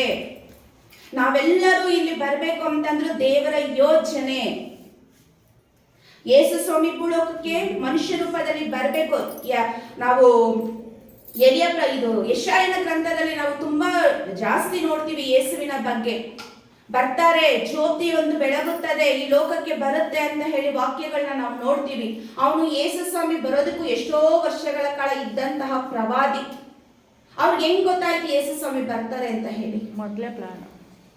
ದೇವರು ಪವಿತ್ರಾತ್ಮರ ಮೂಲಕ ಅವರ ಜ್ಞಾನಕ್ಕೆ ತಿಳಿಯಪಡಿಸಿ ಬರ್ಸಿದ್ದಾರೆ, ಬರೆಯಲ್ಪಟ್ಟಿದೆ. ನೀವು ಬೇಕಾದ್ರೆ ಓದಿ ಆಂಟಿ ಹೋಗ್ಬಿಟ್ಟು. ಯೆಶಾಯನ ಗ್ರಂಥದಲ್ಲಿ ಯೇಸುವನ್ನು ಕುರಿತು ಇರುವಂತಹ ವಾಕ್ಯಗಳನ್ನ ನಾವು ಓದಿದಾಗ ಗೊತ್ತಾಗುತ್ತೆ, ಹಿಂಗೆ ಆಗುತ್ತೆ, ಹೀಗೆ ಆಗುತ್ತೆ ಅಂತ ಹೇಳಿ. ಅದು ಪೂರ್ಣ ಜ್ಞಾನ ಅಲ್ಲ, ಸ್ವಲ್ಪ ದೇವ್ರು ಕೊಟ್ಟಿರೋ ಜ್ಞಾನದಲ್ಲಿ ಅವ್ರು ಬರೆದಿಟ್ಟಿದ್ದಾರೆ. ಹಾಗಾದ್ರೆ ದೇವ್ರ ಯೋಜನೆ ಏನು? ಇನ್ನೊಂದು ಹೇಳ್ತೀನಿ, ಯೇಸು ಸ್ವಾಮಿ ಈ ಲೋಕಕ್ಕೆ ಬರ್ಲಿಲ್ಲ ಅಂತ ಹೇಳಿದ್ರೆ ನಾವೆಲ್ಲರೂ ನಾಶ ಆಗ್ಬೇಕಾಗಿತ್ತು. ಯಾಕಂದ್ರೆ ಸರ್ವೇಶ್ವರ ನುಡಿತಾರೆ, ಈ ಲೋಕವನ್ನ ನಾನು ಇಣುಕಿ ನೋಡಿದಾಗ ಒಬ್ಬನಾದರೂ ನನ್ನ ಕಡೆ ನನ್ನ ಮಗನಾಗಿ ಇದ್ದಾನ ಅಂತ ನೋಡ್ತೀನಿ, ಒಬ್ಬನಾದರೂ ಇಲ್ಲ. ಈ ಮನುಷ್ಯ ದೇಹದಲ್ಲಿ ಪಾಪ ಮಾಡದೇ ಇರೋಂತಹ ವ್ಯಕ್ತಿಗಳೇ ಇಲ್ಲ. ಈ ನನ್ನ ಪಾಪ ಪೂರ್ವಿಕರು ಮಾಡಿರೋ ಅದೆಲ್ಲ ಸತ್ಯ. ನಮ್ಮ ಪೂರ್ವಿಕರು ಮಾಡಿರುವ ಪಾಪಗಳು ಮಕ್ಕಳ ಮೇಲೆ ಬರುತ್ತೆ. ಅದಕ್ಕೋಸ್ಕರ ನಾವು ಸಕಲ ಪಾಪ ಶಾಪಗಳಿಂದ ಬಿಡುಗಡೆ ಕೊಡು, ನನ್ನ ಮಕ್ಕಳನ್ನ ಬಿಡುಗಡೆ ಮಾಡು ಅಂತ ನಾವು ಕೇಳ್ಕೋಬೇಕು.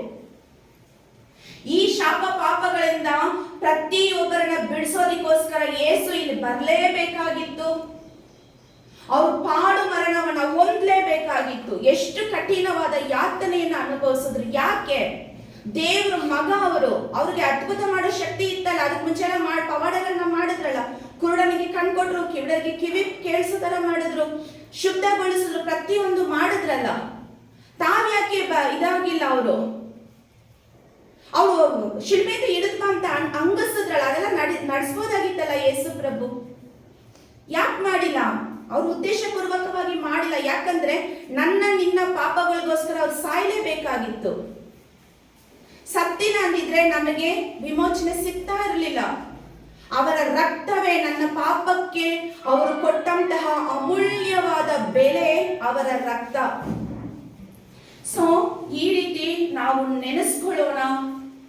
ನಿಜವಾಗ್ಲೂ ದೇವರ ಕೊಡುಗೆಗಳನ್ನ ನಾವು ನಷ್ಟ ಮಾಡ್ಕೊಳ್ಳೋದು ಬೇಡ. ಪವಿತ್ರಾತ್ಮರನ್ನೇ ನಮಗೆ ಉಚಿತವಾಗಿ ಕೊಟ್ಟಿದ್ದಾರೆ. ಸಿಕ್ಕುತ್ತಾ? ನಾವು ಮನಸ್ಸಾರೆ ಕೇಳ್ಕೊಂಡಾಗ ಪವಿತ್ರಾತ್ಮರನ್ನೇ ನಮ್ಗೆ ಉಚಿತವಾಗಿ ಕೊಟ್ಟಿದ್ದಾರಲ್ವಾ, ಅದನ್ನ ಸ್ವೀಕಾರ ಮಾಡ್ಕೊಳಕ್ ನಾನು ಇಷ್ಟು ಕಷ್ಟಪಡ್ಬೇಕಾ? ಪಾಪ ಮಾಡಿ ಮಾಡಿ ಮಾಡಿ ನಾನು ದೇವರಿಂದ ದೂರ ಹೋಗಿ ನನ್ನನ್ನು ನಾನು ನಷ್ಟ ಮಾಡ್ಕೋಬೇಕಾ? ಬೇರೆ ಯಾರಿಗೂ ಅಲ್ಲ, ನಾನ್ ಕೋಪ ಮಾಡ್ಕೊಂಡ್ರೆ ನಾನು ಅಳೆದೋಗ್ತೀನಿ. ಇವಾಗ ಮಂಜುಳವೇ ನಾನು ಕೋಪ ಮಾಡ್ಕೊಂಡೆ ಅಂದ್ರೆ ಅವಳಿಗೇನ್ ತಟ್ಟತ್ತೆ? ಅವಳಿಗೇನು ಆಗೋದಿಲ್ಲ. ಅವಳು ನೋಡಿ ನೋಡಿ ಉಗ್ರ ರೂಪ ಪಡ್ಕೊಂಡು ನಾನ್ ನಾಶ ಆಗ್ತೀನಿ. ಯಾರಿಗೆ ನಷ್ಟ? ಎಲ್ಲ ವ್ಯರ್ಥ. ಅದೇ ಅವಳನ್ನ ನೋಡಿ ಆನಂದ ಪಟ್ರೆ ಆನಂದನೇ ನನಗೂ ಸಿಕ್ಕುತ್ತೆ, ಅದೇ ನನಗೂ ಸಿಕ್ಕೋದು. ಇದು ಪವಿತ್ರಾತ್ಮರಿಂದ ಬರುವಂತಹ ಆ ಒಂದು ವರದಾನಗಳು. ಸೊ ಈ ಅಭಿಷೇಕ ಪವಿತ್ರಾತ್ಮರನ್ನ ನಾವು ಖಂಡಿತವಾಗಿ ಪಡ್ಕೊಳ್ಳೋಣ. ಕೊಡ್ತಾರೆ ದೇವರು. ನಾವು ಪರಿಶುದ್ಧರಾಗಿ ನಾವು ಜೀವನ ಮಾಡೋದಕ್ಕೆ ಈ ಕ್ಷಣದಿಂದಲೇ ನಾವು ಪ್ರಯತ್ನ ಮಾಡಿ ಆ ಸ್ವರ್ಗದ ನಿವಾಸವನ್ನ ನಮ್ಮದಾಗಿಸಿಕೊಳ್ಳೋಣ. ಆಮೆನ್. Praise the lord. ಯೇಸುವೇ ಸ್ತೋತ್ರ, ವಂದನೆ, ಆರಾಧನೆ, ಮಹಿಮೆ. Hallelujah, hallelujah, hallelujah. ಯೇಸುವೇ ವಂದನೆ, ಆರಾಧನೆ. ಆಮೆನ್.